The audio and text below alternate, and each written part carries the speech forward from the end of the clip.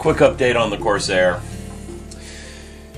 When I was working on the 747, I told you guys I put silver paint on when I'm doing seam filling so I can help me see what I'm missing. Okay. Now that model being silver and using silver paint, it didn't pick it up very well on the camera. But this one's white and it picks it up very well.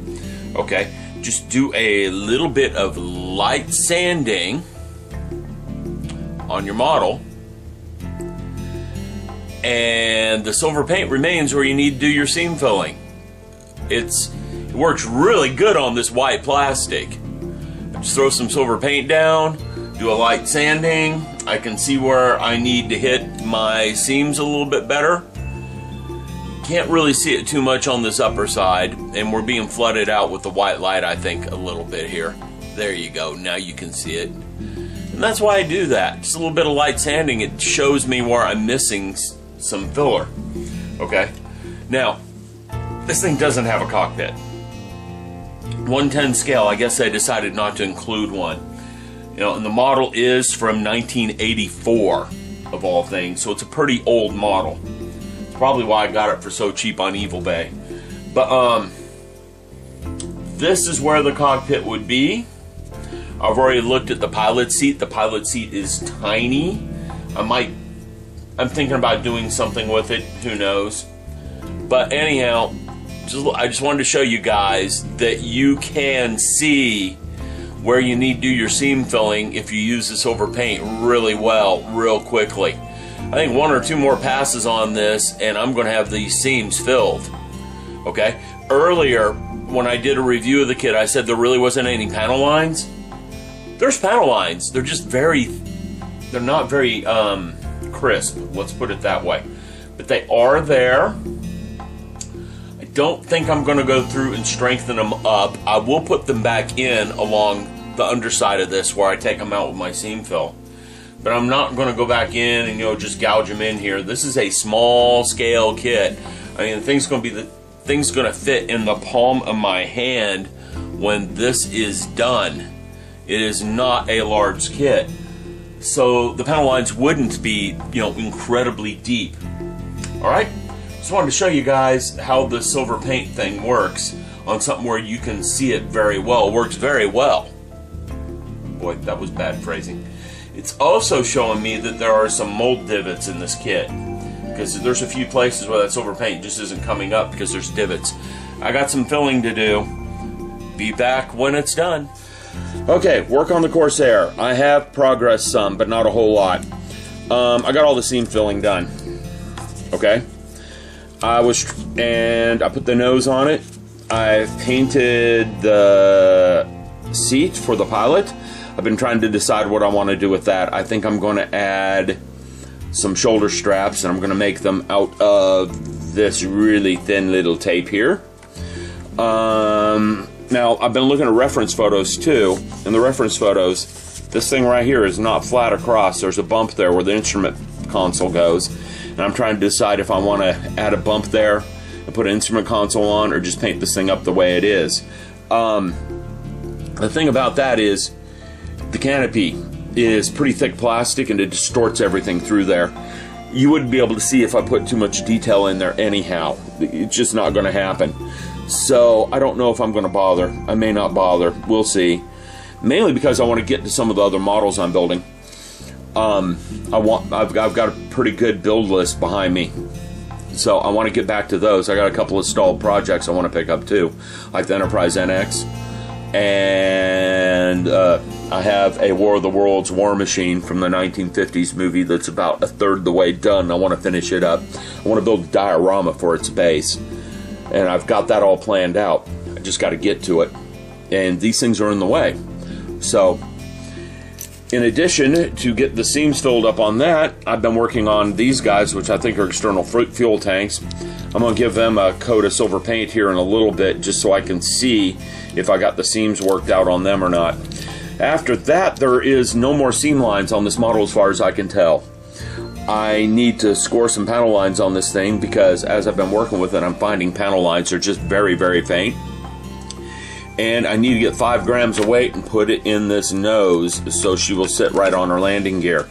I don't have 5 grams of weight laying around. That was like 4 pennies, and pennies aren't going to fit in there. And if I use clay, it's a pretty big size blob of clay, and I don't want to do that. So what I want to do is go over to my local fishing store and pick up some fishing weights. Well, that's it for an update on the Corsair. I will be back with it later. Okay, been working on the Corsair. All I've really done is some panel lines, and I don't know how well they're going to show up with this camera behaving as wonky as it does sometimes. So we're going to find out if they do. And it doesn't look like they're showing up very well, but I have been working on the Corsair. I got the nose on her. And let's see, will they show up over here? I did some seam filling on the tail right there. And panel lines across the top up there. Yeah, you can see that I rescored those looking at that. But anyhow, been working on her. As soon as I get that 5 gram weight in that nose, I can finish putting together that and get the canopy on it and start taping up the canopy. But in the meantime, I can put the wings on her and a few other parts and get her ready for some paint. So she's going to be ready for paint pretty soon, which is happiness compared to that 747 taking forever. But hey, such is life, isn't it? You got to do the bad to really appreciate the good. That's one thing I've learned in life. The bad makes you appreciate the good so much better. This little kit is being fun. I got these external fuel tanks pretty much done too. They didn't require any seam filling, but just a heck of a lot of sanding to get them rounded out again. Alright, be back with a future update. Hello everyone, time for a short video on the Corsair.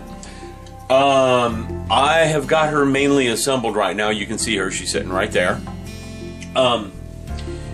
I've run into a couple stumbling spots, so I'm making a video. I'm going to let you guys tell me what you think about some of this.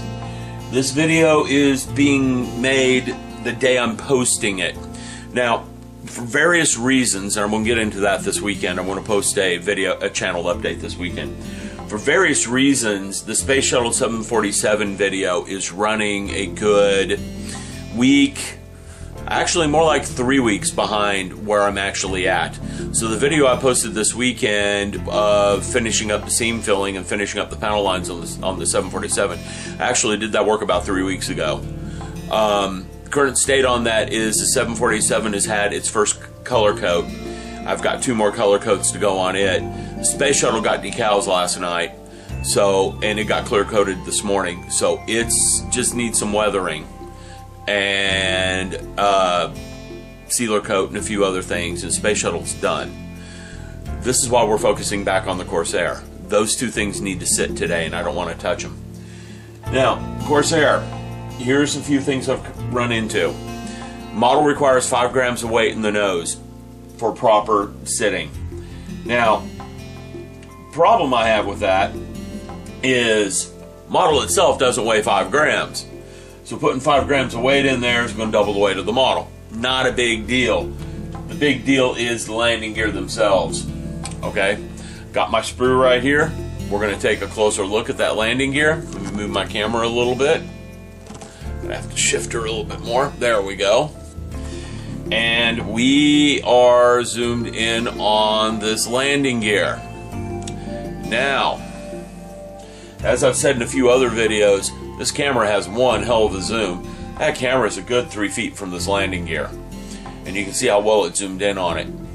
Now, this landing gear, I mean, it's a little bit thicker than my fingernail. Seriously.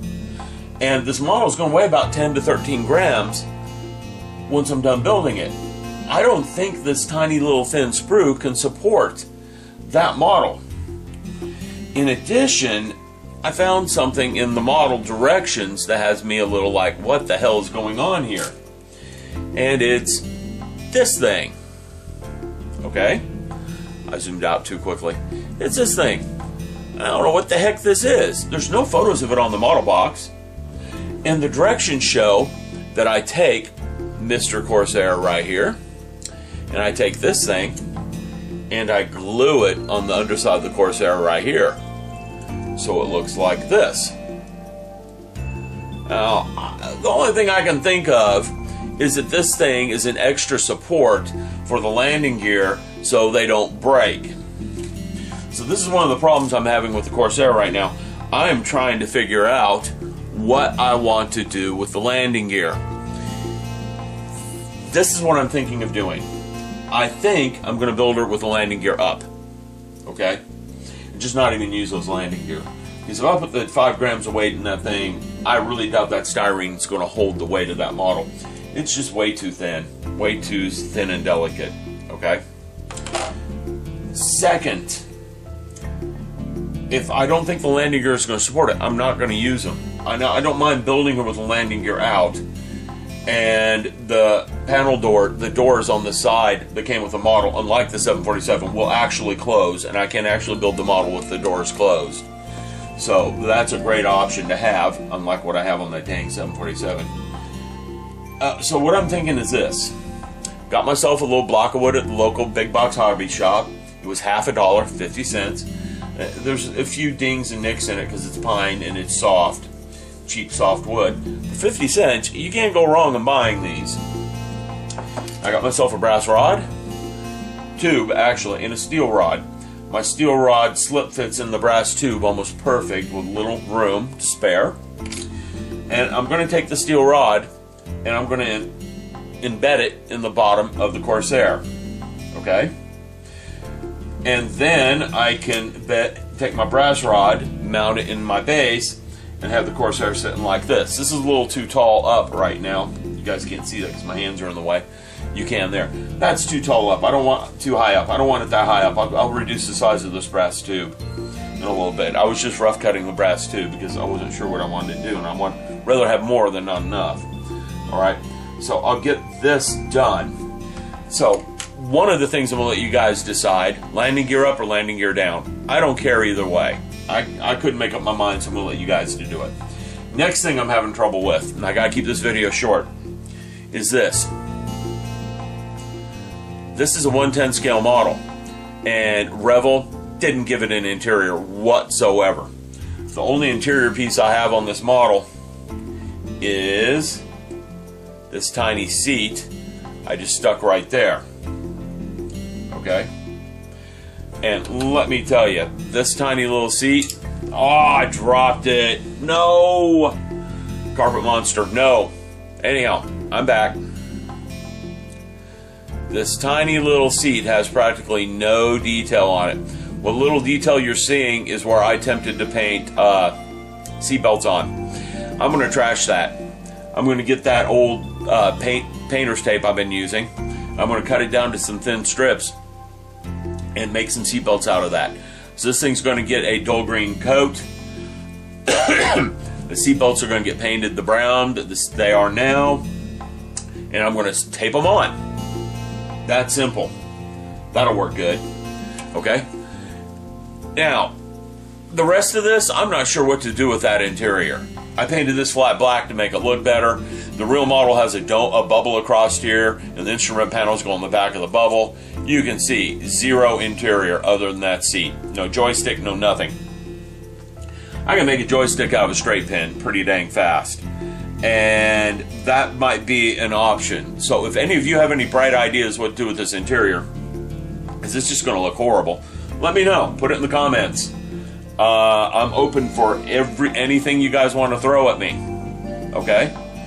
Because it looks pretty dang plain, and that's the sore spot on this model. Everything else about this model has been fine. Putting her together has been fine. Way better than that 747. I know I gripe a lot about the 747, but it has been a wonderful learning experience. I will state that. I am much better at seam filling now because I went through that. You know, so I can't complain about that. It was a good challenge. So anyhow, let me know what you guys think I should do. Landing gear up or down, and any suggestions on that interior because there's just nothing there. And put them in the comments. Talk to you later.